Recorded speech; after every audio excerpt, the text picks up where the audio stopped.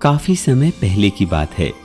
राज नाम का इच्छाधारी नाग और उसकी पत्नी वसुंधरा दोनों एक मणि की रक्षा कर रहे होते हैं।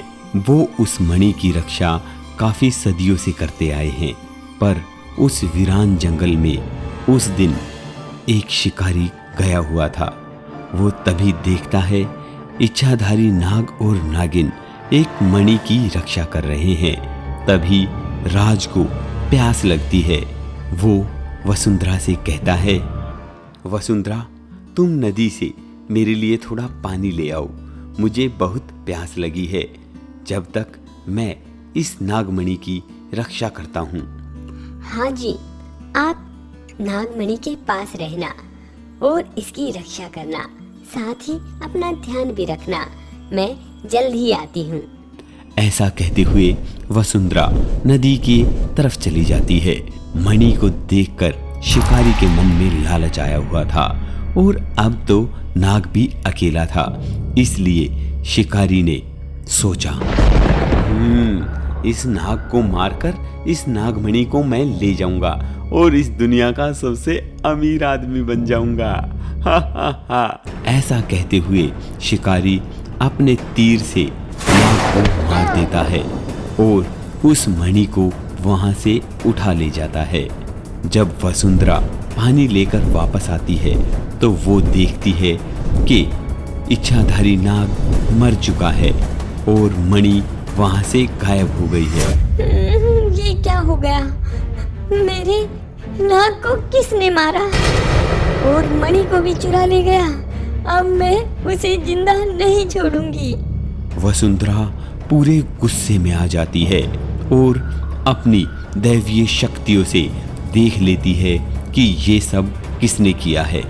वो शिकारी को पहचान लेती है कि ये सब शिकारी ने ही किया है। अब वसुंधरा एक सुंदर सी लड़की का रूप धारण कर लेती है और वहां से चली जाती है। मैं अपना बदला जरूर लूंगी।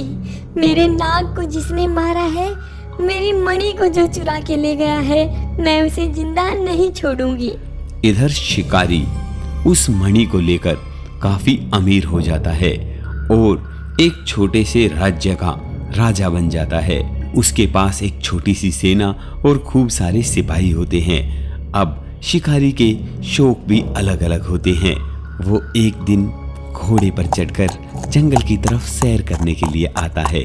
तभी वो वसुंधरा को देखता है। वसुंधरा अब एक नागिन के रूप में नहीं बल्कि एक सुंदर कन्या के रूप में थी। उसे देखते ही उसका दिल वसुंधरा पर आ जाता है और कहता है, हे प्रिय, मैं तुमसे शादी करना चाहता हूँ। तुम इस दुनिया की सबसे खूबसूरत लड़की हो और मैं भी इस छोटे से राज्य का राजा हूँ। क्या तुम मुझसे शादी करोगी? वसुंधरा भी शिकारी को देखकर तभी पहचान जाती है कि उसी ने उसके नाग को मारा है और वो तभी कहती है, हाँ, क्यों नहीं, मैं तुमसे जरूर शादी करूंगी। वैसे भी अगर मेरा वर एक राजा हो तो इससे खुशी की बात और क्या हो सकती है। और वैसे भी तुम तो हट्टे कट्टे और सुंदर भी हो। ऐसी बातों में आकर शिकारी उससे शादी कर लेता है। शिकारी वसुंधरा के प्यार में फंस चुका था और वो वसुंधरा को अपने राज की बात भी बताता है। प्रिय, मैं तुम्हें एक राज की बात बताना चाहता हूँ क्योंकि मैं तुमसे प्यार करता हूँ। आज तक ये बात मैंने किसी को नहीं बताई। तभी वसुंधरा समझ जाती है कि ये जरूर मणि के बारे में बात कर रहा है और शिकारी वसुंधरा को मणि के बारे में बता देता है। शिकारी जैसे ही वसुंधरा को मणि दिखाता है तभी वसुंधरा अपने असली रूप में आ जाती है और शिकारी से मणि छीनकर उसे डंक मार के वहीं पर मार देती है और वहां से चली जाती है। अब नागिन का बदला पूरा हो चुका था।